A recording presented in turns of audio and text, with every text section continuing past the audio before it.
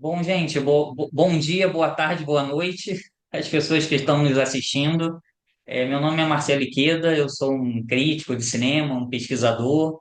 Estou aqui nessa mediação dessa entrevista, dessa conversa com o nosso querido cineasta aqui cearense, Guto Parente. Obrigado, Guto, aí pela sua presença, para conversar aí conosco a partir desse livro, que é O Brasil Fantástico no Cinema, publicado pela editora Fantástica. É um livro organizado pela Luísa Luz Varg e a Ana Catarina Mendes da Silva, que é um livro que é composto de vários artigos em torno dessa ideia do fantástico, né, da presença de elementos do cinema fantástico em vários filmes do cinema brasileiro contemporâneo e não só do contemporâneo, né? É, e eu escrevi um dos artigos aqui desse livro. Esse livro tem 10 artigos, tem uma apresentação e mais 9 artigos. Então, tem artigos sobre a Gerlei Queiroz, sobre medida provisória, Bacurau, né, sobre o cinema feminista também, enfim. E eu escrevi um dos artigos desse livro, intitulado Reverberações do Fantástico no Cinema do Guto Parente. Então, hoje a gente tem aí a alegria, o privilégio de ter aqui o Guto Parente para conversar um pouco mais conosco sobre esses elementos. Eu também conheço o Guto já há bastante tempo, já há pelo menos uns 20 anos, aqui de Fortaleza, da Vila das Artes. Escrevi também um livro sobre o coletivo Alumbramento, chamado Fissuras e Fronteiras, que o Guto também participou ali em meados dos anos 2000, né? E aí, Guto, eu queria começar assim para abrir essa conversa, né? Porque, né, o tema em torno desse bate-papo é a questão do fantástico, né? E você tem uma filmografia, né? Que eu sempre comento assim, acho que o desafio de um cineasta hoje no cinema é desenvolver uma filmografia, né? Mais do que um conjunto de filmes, já é um desafio hoje para o cinema do Brasil, assim, um cineasta ter um conjunto de filmes, né? É tão difícil fazer o primeiro filme, aí o segundo, o terceiro, o quarto, né? São poucos os cineastas hoje no Brasil, pelas condições do nosso mercado, do modelo de financiamento, que se dão o luxo, né, de construir assim quatro, cinco filmes, né? É, Só que além assim de um conjunto de filmes, eu acho que o desafio de um cineasta é construir assim uma filmografia, né? Uma filmografia que seja mais do que uma soma de filmes, né? Uma filmografia no sentido de construir e consolidando, amadurecendo uma pesquisa cinematográfica, né? Uma pesquisa em torno de temas, em torno de determinadas questões. E eu sinto que o seu cinema, que foi passando por várias transformações, dos curtas, longas, né? E está nesse caminho, né?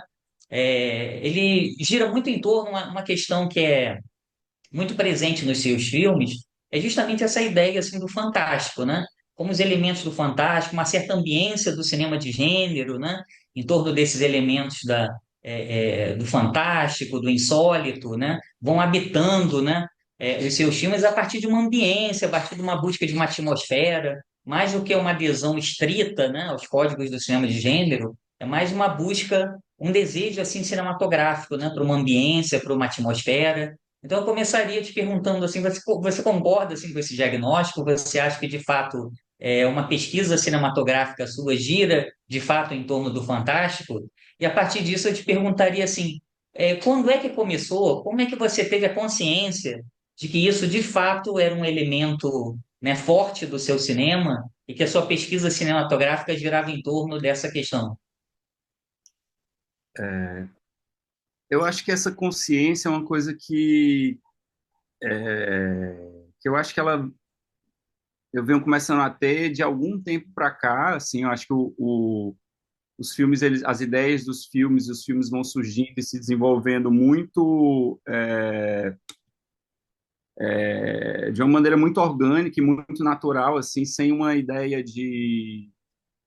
sem um projeto muito claro, assim, para mim eu acho que eu nunca tive uma ideia muito clara do que eu estava fazendo no sentido mais amplo, assim, acho que é sempre sobre mergulhar muito no filme que eu estou fazendo naquele momento.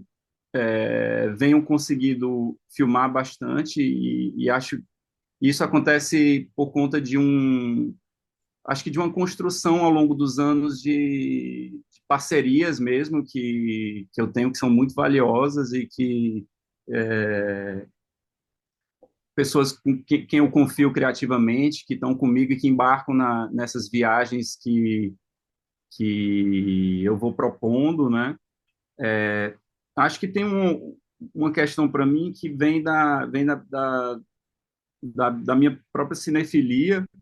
Acho que a cinefilia do cinema de gênero, para mim, é uma cinefilia que foi muito marcante e a partir de um certo momento assim da minha trajetória, eu fui tentando me reencontrar com esses filmes que eu amo e tentando, numa ideia de fazer filmes que eu gostaria de assistir, assim, eu fui começando a investigar mais o uso de códigos e de atmosferas e misturas possíveis de gêneros, de uma maneira muito inconsequente e intuitiva, né?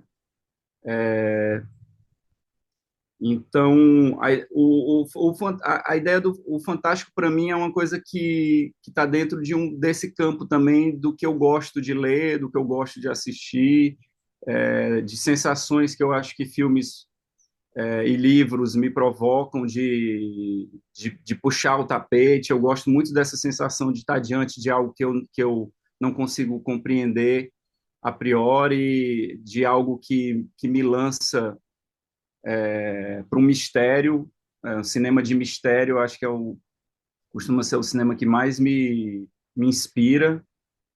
E a gente tem uma tradição muito forte no cinema brasileiro de um realismo social, né, de um cinema naturalista, de um realismo social. É algo que a gente tem como marca, né, assim, principalmente se a gente for pensar o cinema pós-retomada, né.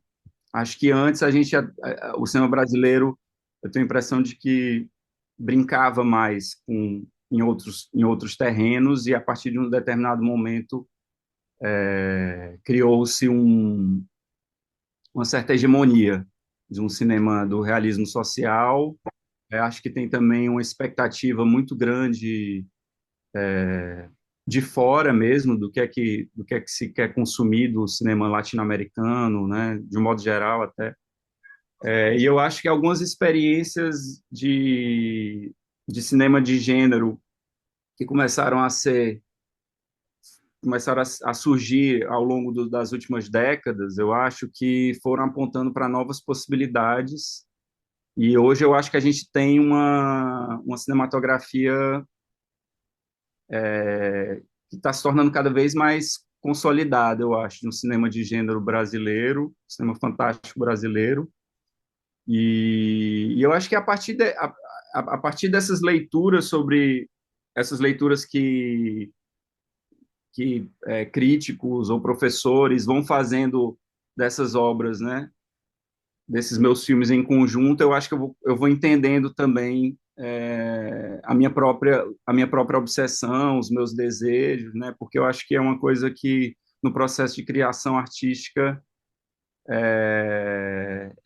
pelo menos para mim, nunca está num lugar muito calculado, sabe?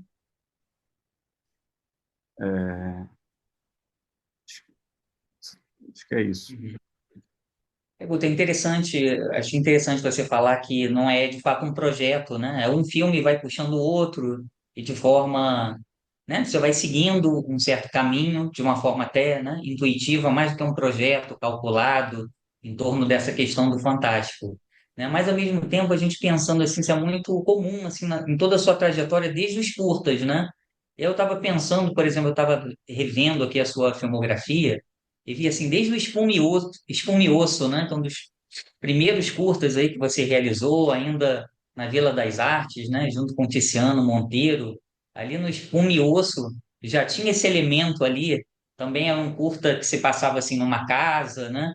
E também tinha uma atmosfera desse estranhamento, né? E já entrava assim um elemento do fantástico, né? E aí, em vários dos seus curtas, né? Você também é um realizador que começou assim no curta-metragem, que o curta é uma escola, assim, né? Para todos os realizadores nesse sentido da experimentação de formas, de buscar assim o seu próprio caminho, né? E você tem uma trajetória assim notável no curta-metragem, curtas assim também bem diferentes, né? Que você vai investigando várias possibilidades, mas a gente, mas é possível ver assim vários curtas esse elemento assim, né? Do fantástico, desse estranhamento. Eu fiquei lembrando aqui do Espuma e Osso, né? Que é um dos seus primeiros curtas. E até nesse livro eu também trabalhei muito no Flash Rap Society, né? Que acho que é um dos seus curtas assim mais interessantes, né? Porque é um curta assim de baixíssimo orçamento, né? Que você chegou ali para assistir um show convidado ali pela sua mãe para ver um show ali do Roberto Carlos. E acho que casualmente, né? Se você não nem planejou de fato realizar um filme, então não tinha um edital, não tinha uma equipe, não tinha um projeto calculado, né? Nada disso, você chegou ali para ver um show e ali você foi construindo, né? Uma mise-en-scène a partir do que você estava vendo ali, a partir do show, né? Uma coisa bem ordinária, uma coisa comum, mas ali você foi criando, então, engendrando uma certa atmosfera ali de uma quase um filme ali de ficção científica, né? Uma combinação muito louca assim entre documentário e ficção científica, né? Se fala muito assim do Adirley, né? Como o Branco Sai Preto Fica, os filmes do Adirley combinam, por exemplo, né? Gêneros tão díspares, né? Quanto documentário e ficção científica. Eu acho que esse curta ali é um curta muito singelo, mas é um curta ao mesmo tempo assim muito fascinante, né? Como de forma assim muito simples aparentemente, né, em recursos técnicos e tal de produção, você de fato tem um pensamento assim bem original, né, desse elemento de como o fantástico, de uma forma muito original e surpreendente, vai adentrando assim essa camada do comum, né? Uhum. É, eu acho que isso passa por um lugar de uma forma de lançar um olhar para o mundo mesmo, assim. Eu acho que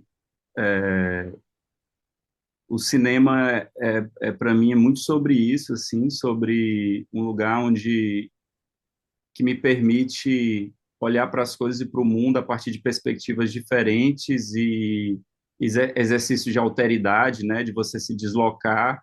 E aí, eu acho que quando o cinema ele consegue expandir a nossa experiência de realidade, né, leva a gente para uma transcendência, ele também, de alguma maneira, eu acho que ele ensina também a gente olhar para a realidade e conseguir enxergar nas coisas, né, nas coisas ordinárias, você enxergar o insólito,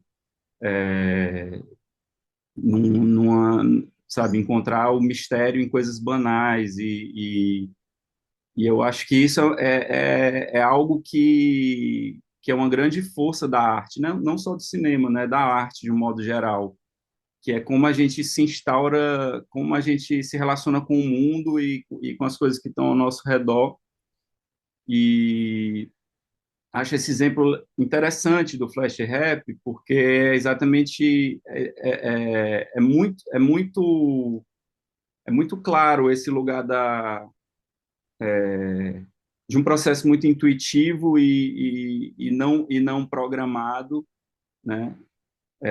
De observação. É um documentário, né? Um documentário experimental, mas que quando eu estou ali, eu percebo uma movimentação, que eu percebo eu estou numa posição privilegiada naquele lugar e eu consigo observar de uma posição privilegiada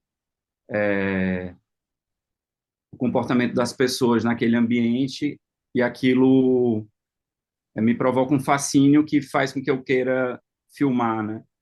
E aí, enquanto eu estou filmando, eu tô descobrindo o que é que eu estou vendo também através da câmera, apontar uma câmera, enquadrar, escolher o que filmar e o que não filmar, são formas de você aprender sobre o que você está vendo também, né? E, e eu acho que esse filme ele passa muito por esse lugar de um lugar de uma observação, coisas ali que me chamaram mais atenção do que a própria performance do Roberto Carlos, né? Principalmente porque o grosso do filme acontece antes do show começar, então eu estou ali meio entediado naquela espera e algo chama atenção e eu ligo a câmera no caso, eu levei uma câmera, de alguma maneira, buscando, assim, eu acho que a relação com a produção da imagem, ela tem que estar, para mim, tem que estar sempre numa lógica de uma busca, assim, de um desejo, de você estar se colocando. E hoje com o celular, né? Todo mundo tem celular, todo mundo pode produzir imagens a qualquer momento. Se fosse hoje em dia, eu teria feito esse filme com o celular, né? Eu não precisaria ter levado uma câmera. Então, o celular é essa ferramenta que está ali que a gente pode usar dessa maneira, né? E aí, enquanto eu estou filmando, eu vou percebendo um movimento que vai se anunciando como um filme possível. E aí E aí é isso. E aí o filme acontece, né? Acontece muito na montagem, que começou logo depois que eu cheguei em casa. Eu já quis entender se aquela ideia do que eu estava filmando ia funcionar na prática. E é isso. É um filme que nasce assim de um impulso, de um desejo, de uma intuição, da observação, né? É isso. Sobre olhar para o Você, mundo. você falou muito dessa sua relação com a cinefilia, né? Como a cinefilia é forte, assim, presente. Eu também me identifico muito, acho que a gente é de uma geração, assim, muito de assistir filmes e ser tocado a partir disso, né?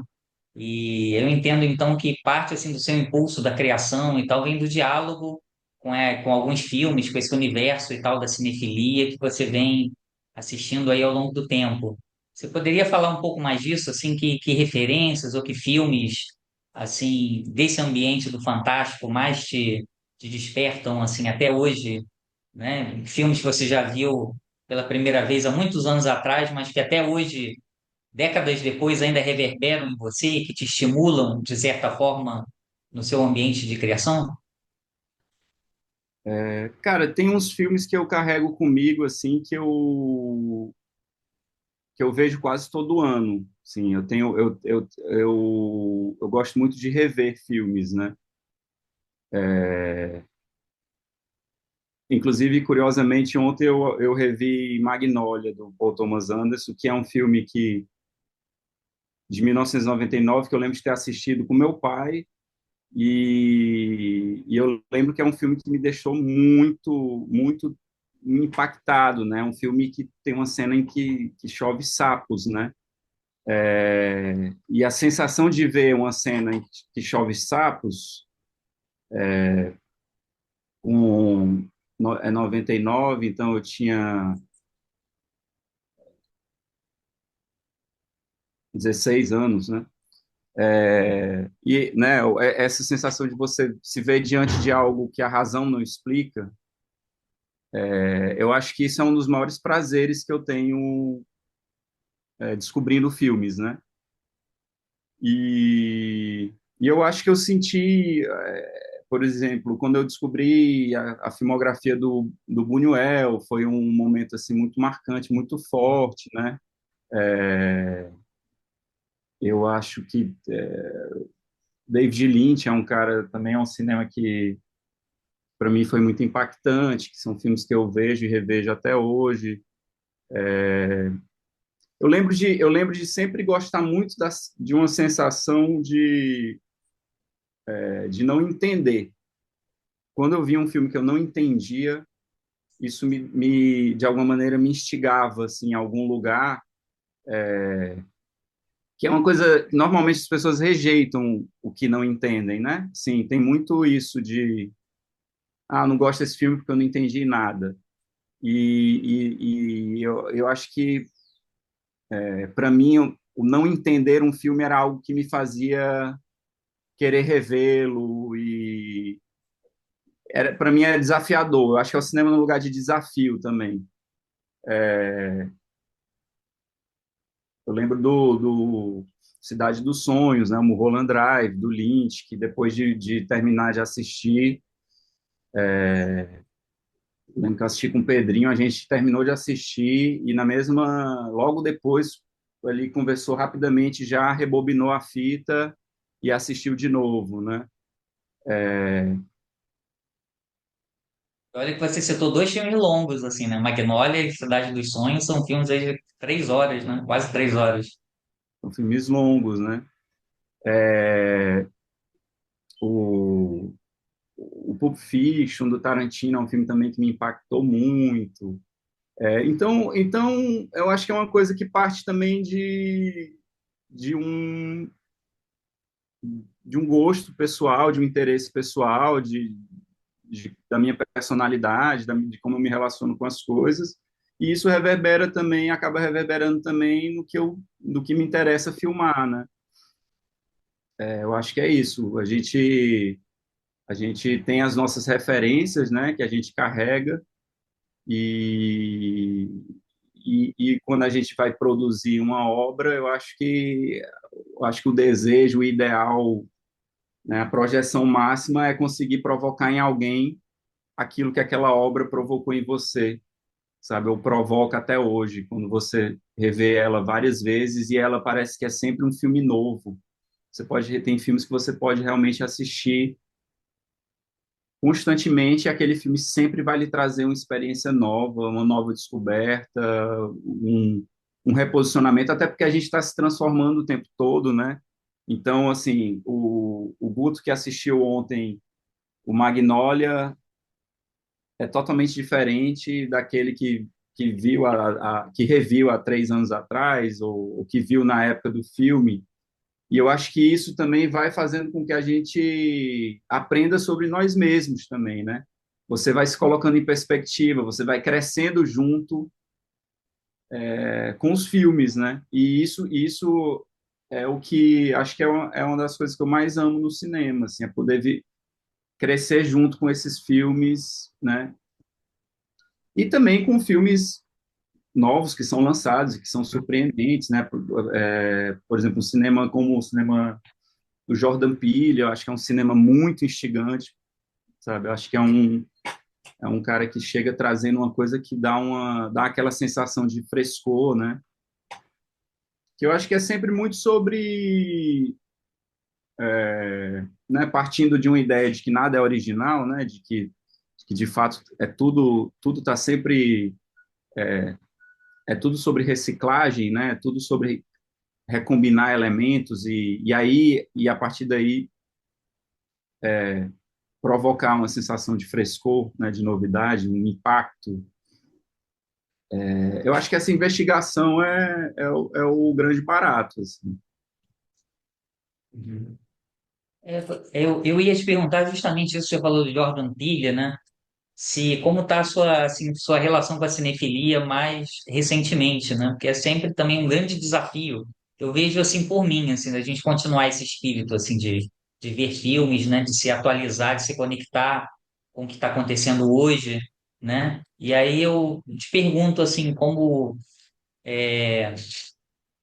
que filmes assim recentes, você falou assim do Jordan Peele, né? Dessa relação assim com a cinefilia, que filmes recentes assim você tem visto e tal, que tem te mobilizado, que você tem achado interessante?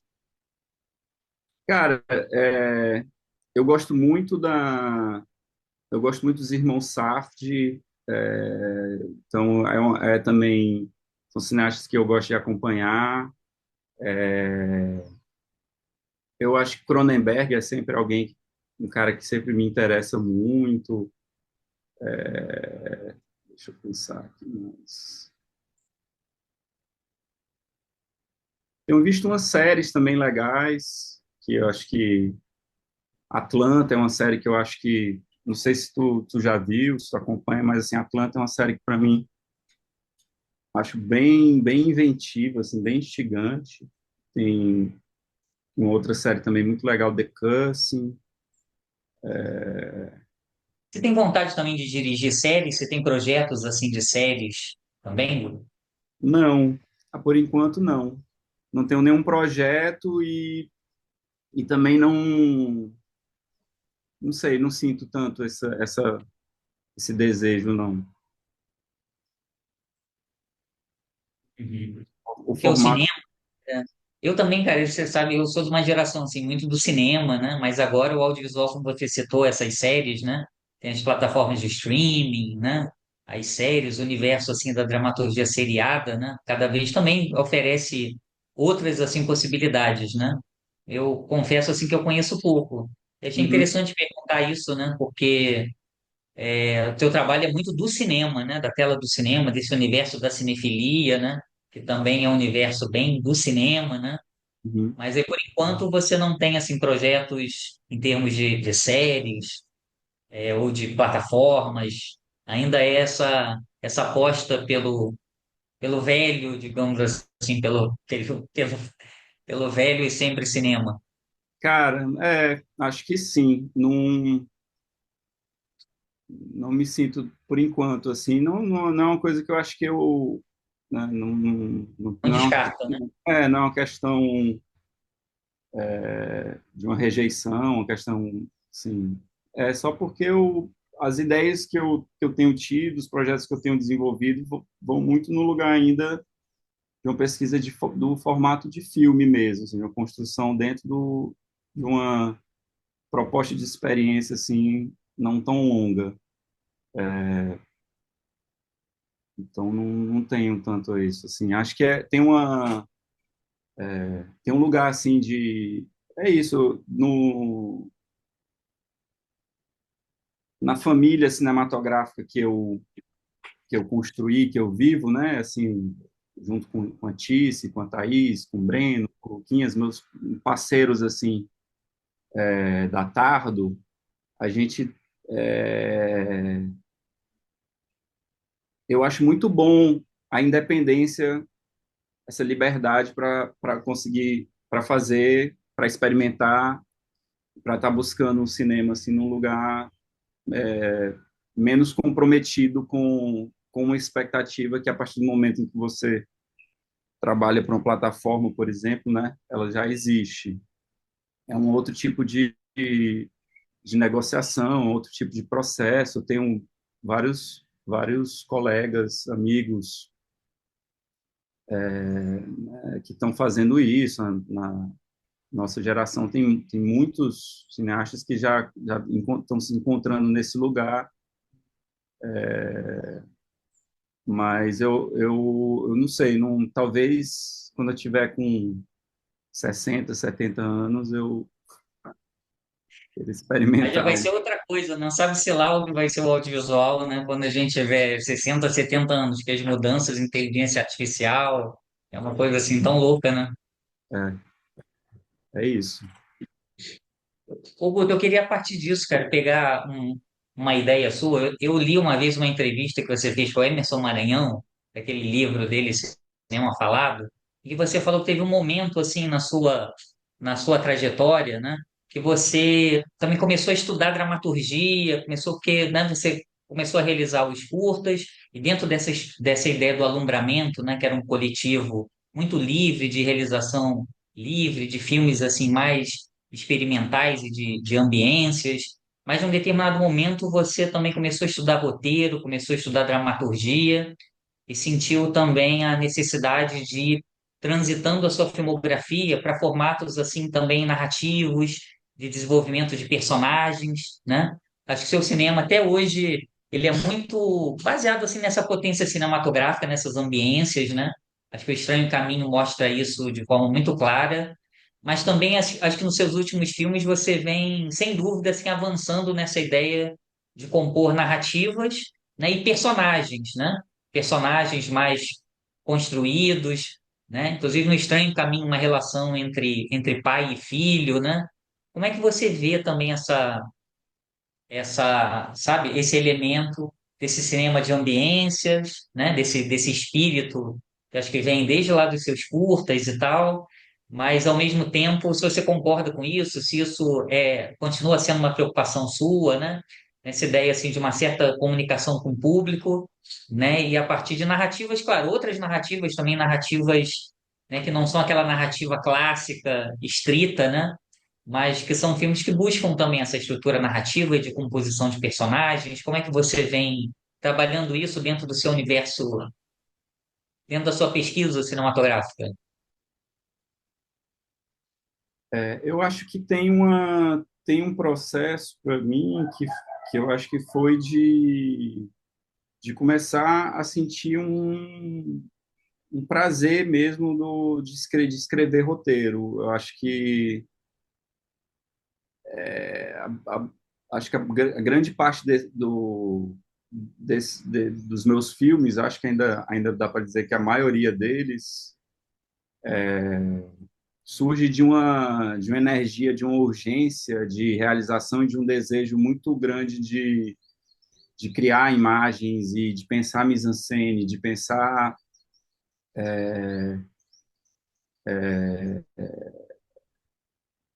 como filmar espaços e como filmar corpos nos espaços e como pensar criativamente isso. E aí, filmes que, na verdade, são realizados com roteiros que são meio que guias de situações, né? Roteiros de 5 páginas, 7 páginas ali, que eles existem para dar uma base para o momento em que se vai filmar e que se vai experimentar durante a filmagem, né? Acho que a partir de um determinado momento eu comecei a escrever roteiro, né? Tentando escrever dentro de um formato de roteiro, né? Acho também os editais eles impõem isso também, né? Tem um momento que a partir do ponto em que você precisa financiar os seus filmes, você precisa entregar o que o edital pede, e uma das coisas que os editais de sistema pedem é um roteiro. Se você vai fazer um longo roteiro, tem que ter 70 páginas, no mínimo, né? Em geral, tem até número de página isso. Acho que, em função disso, eu me coloco para escrever mas no momento em que eu estou escrevendo eu vou descobrindo também um prazer, uma coisa que me uma das etapas, né? Porque a gente vive muitas etapas na realização. Agora mesmo eu estou mixando um filme, estou aqui no ateliê rural mixando e é uma etapa que eu acho uma das melhores etapas de realização é esse momento da mixagem. Durante vários filmes que eu já fiz, nem mixagem tiveram, porque não tinha dinheiro, a gente não sabia nem o que era isso. A gente fazia no próprio Final Cut ali uma que seria uma edição de som assim muito rudimentar, né? Porque também eu venho de uma escola que não é uma escola cujo ensino é baseado, né, no mercado, na indústria, no que você precisa fazer para conseguir financiar os filmes e fazer a coisa acontecer. É uma escola, a Vila das Artes é uma escola sobre pensamento, cinema, pensamento de imagem. Então, essas etapas, né, de realização do filme, assim como a mixagem se tornou já de algum tempo para cá, eu acho que o primeiro filme que teve uma mixagem de verdade, talvez tenha sido Doce Amianto, né? Que eu acho que ainda estava ali numa coisa tateando, né? Mas e aí essa etapa do roteiro para mim, ela se torna também uma etapa que eu passo a curtir, a desfrutar. E aí, eu acho que do exercício de escrita, de estar, né, de estar me colocando para isso, nasce também uma vontade de entender melhor o que é que eu estou fazendo e de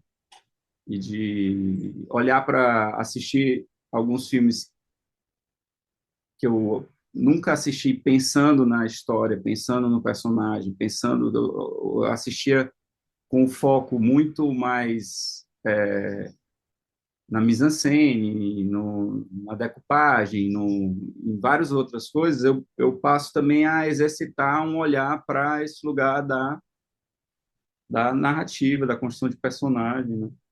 E aí acho que vai se tornando algo que eu vou incorporando, né?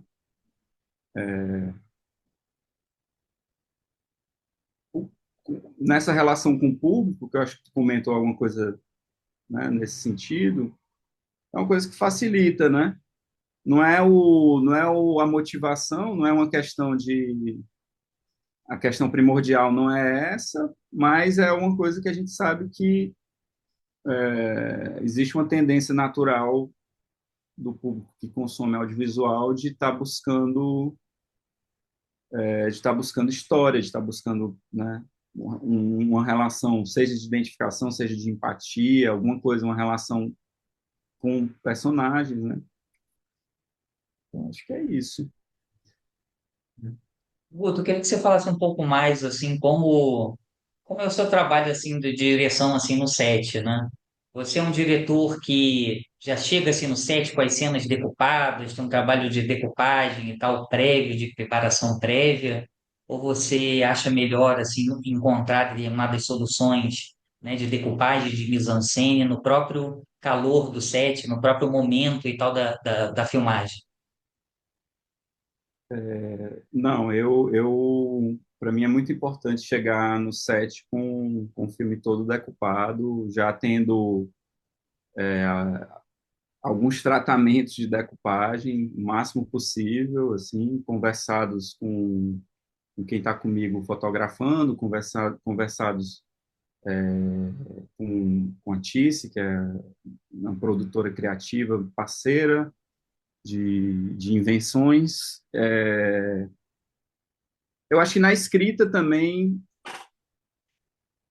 do roteiro também, eu acho que eu acho que já tenho uma tendência a escrever de uma maneira já que sugere uma decupagem, né?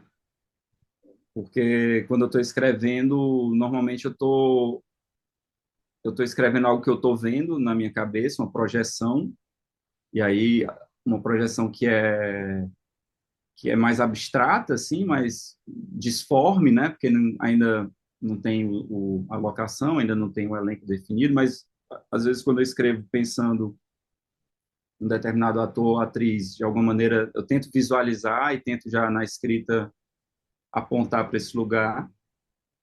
Depois tem um processo que é de fazer uma decupagem com um storyboard fotografado, uma coisa assim, um livrinho para ter no set com a decupagem das cenas, né? E aí quando a gente vai fazer tech scout, vai fazer visita de locação, e pensando como é que essa decupagem funciona, e adaptando, tudo se transformando o tempo todo, né?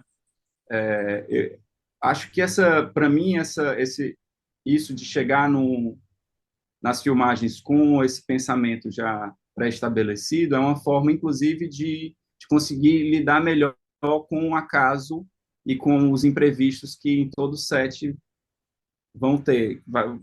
Todo set vai ter um imprevisto, coisas vão dar errado. Isso é uma regra fundamental. E também uma prática, na prática do cinema do abaixo do orçamento, né? Os filmes que eu fiz, Hum. nunca fiz nenhum filme de baixo orçamento, foram filmes de abaixo do orçamento. A gente precisa ter um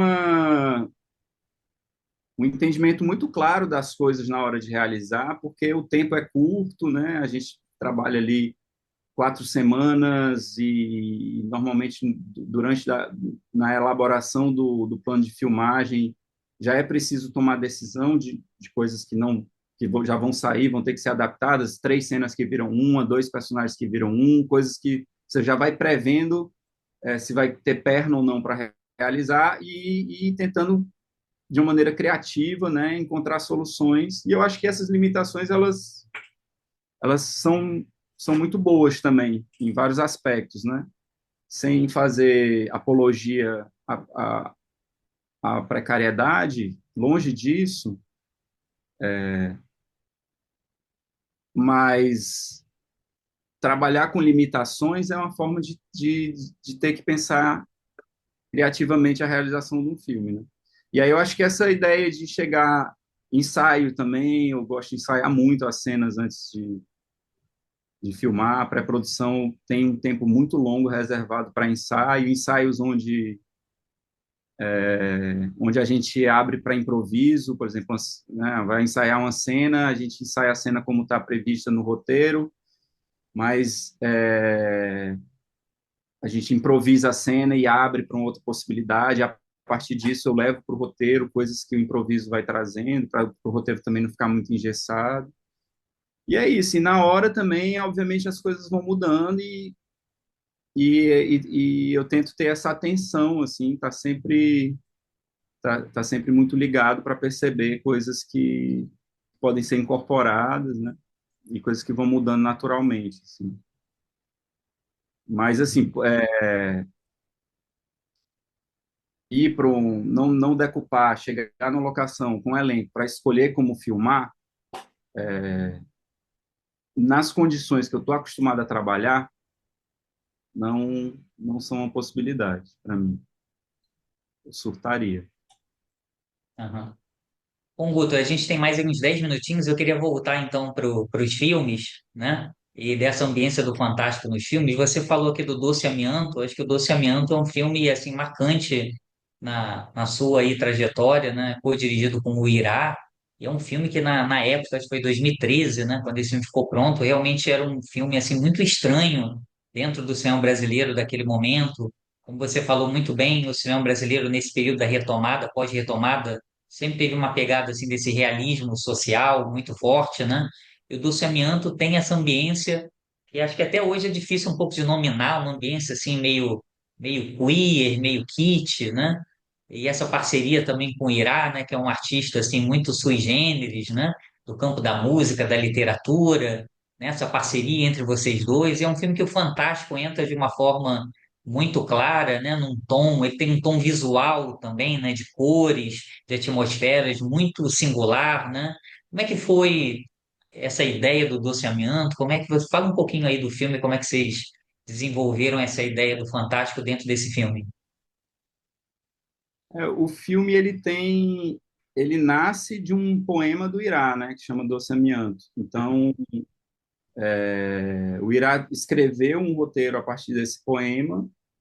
E aí um dia a gente estava conversando, ele me mandou o roteiro, eu li, achei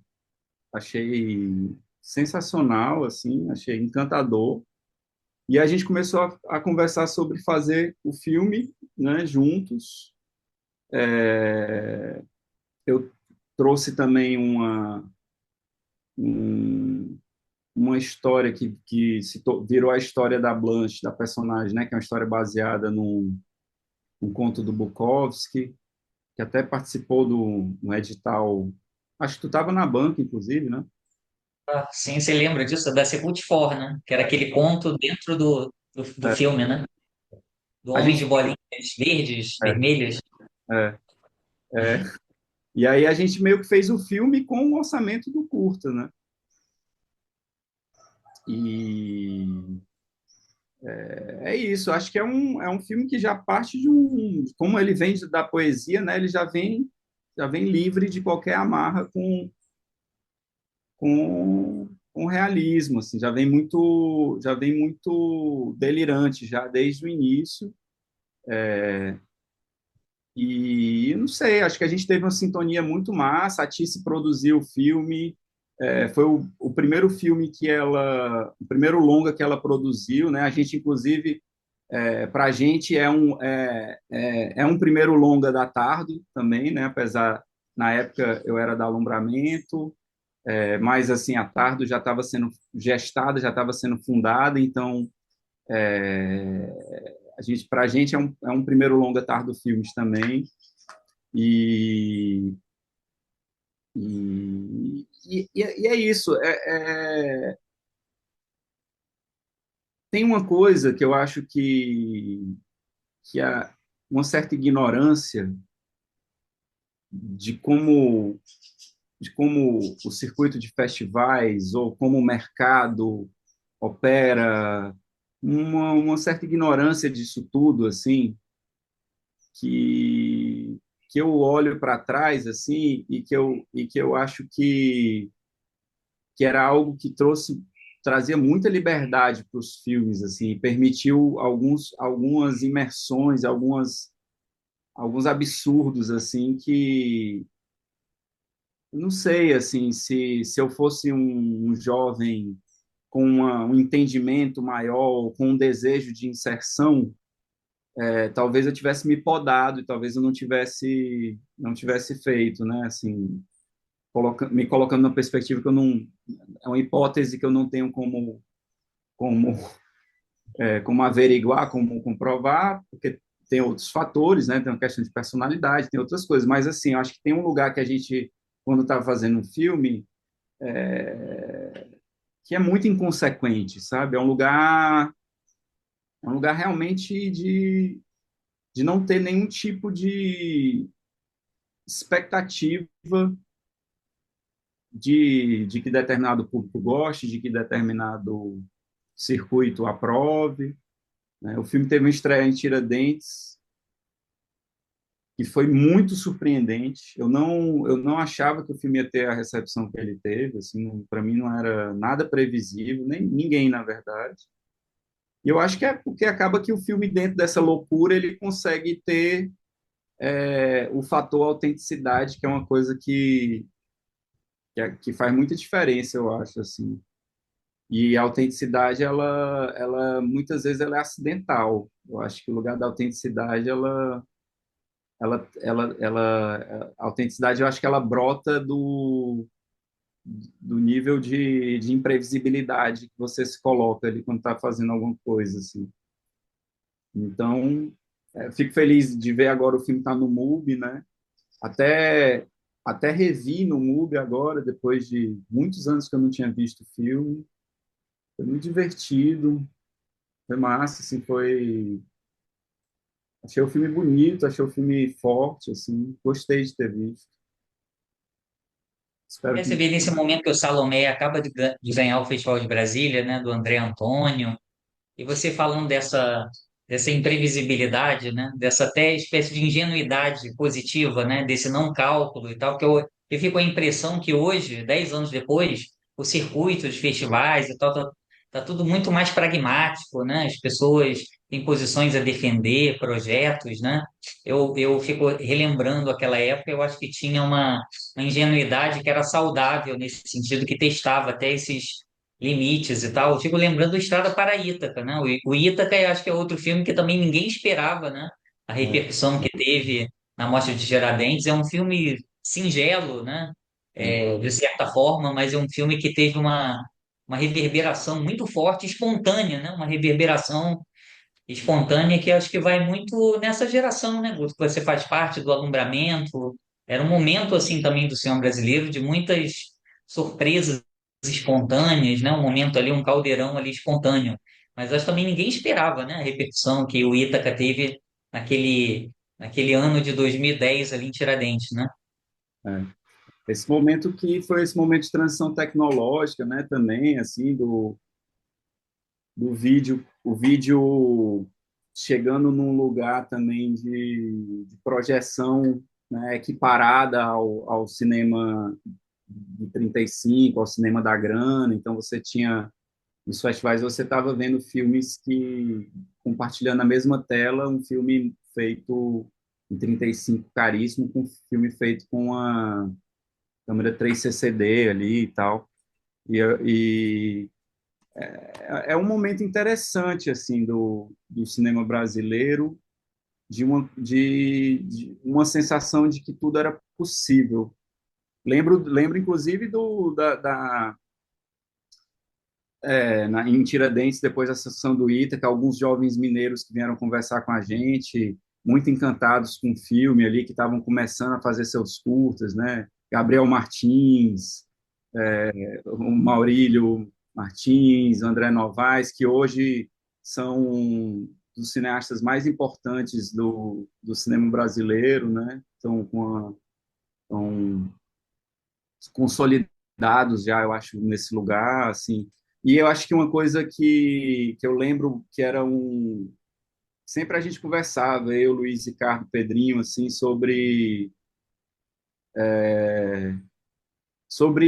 o quanto era massa pessoas que viam um filme e sentiam vontade de fazer cinema, né?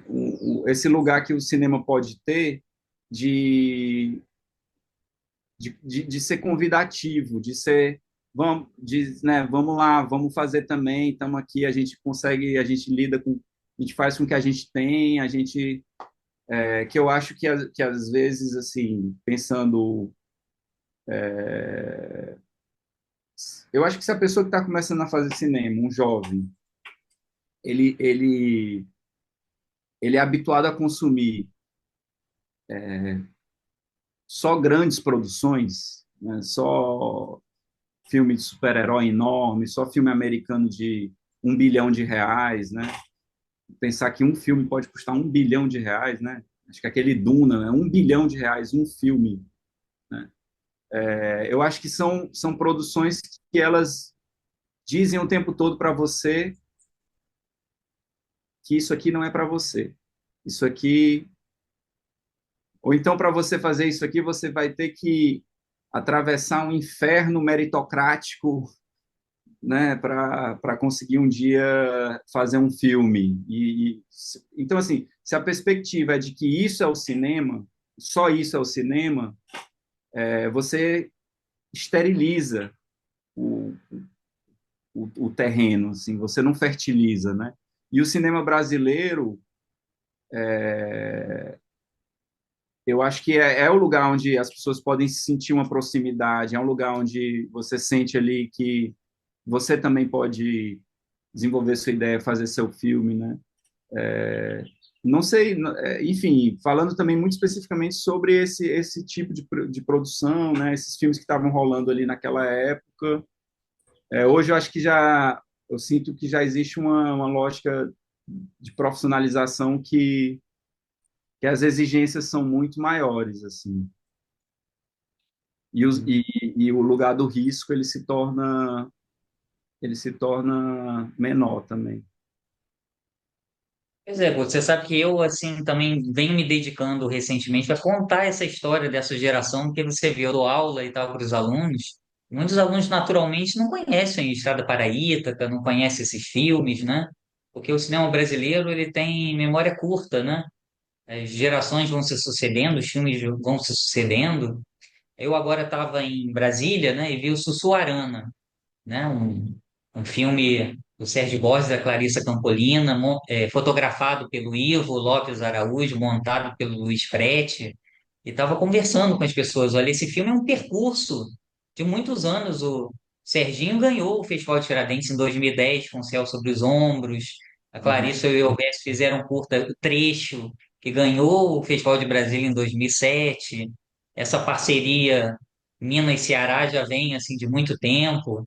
Esse filme, para ficar pronto dessa forma, como ele está, é um percurso, isso que eu falo assim, de uma pesquisa cinematográfica, né?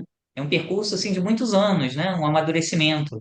Igual para Sim. você chegar no estranho caminho, né? Você não chega, o cineasta não chega ali do nada, né? Por isso que é importante também ter essa continuidade, né? Conseguir fazer um número de filmes, curtas, filmes, a partir de um cinema possível, né? E como você conseguiu, assim, você, a Tícia, a Tardo, né? Você veio falando, assim, da Tardo, né? Conseguiram, assim, a partir de um desenho de produção possível, né? Mas encontrar, de fato, um cinema que tem essa pulsão de linguagem, né? Esse diálogo com a linguagem, assim, com ambiências, mas também se transformando e tal, se adequando, né? Ao que é o cinema de hoje, as contingências de hoje, né? Mas eu acho importante resgatar, sabe, essa trajetória, porque as pessoas não lembram, Guto, mais assim, o que é o alumbramento, a teia, né? Às vezes eu fico me sentindo assim, um velhinho anacrônico, assim, o professor tem meio isso, crítico, o papel de ficar lembrando, costurando essas relações, né? Não sei, não sei até que ponto isso é importante, mas eu acho importante, assim, listar essas trajetórias, essas conexões. E assim, nosso tempo está esgotando, é uma pena, assim, quando começa, assim, a conversa vai se tornando interessante, já chega o tempo de acabar, né? É mais ou menos como a vida, assim, quando a gente começa a entender, tomar gosto, acaba.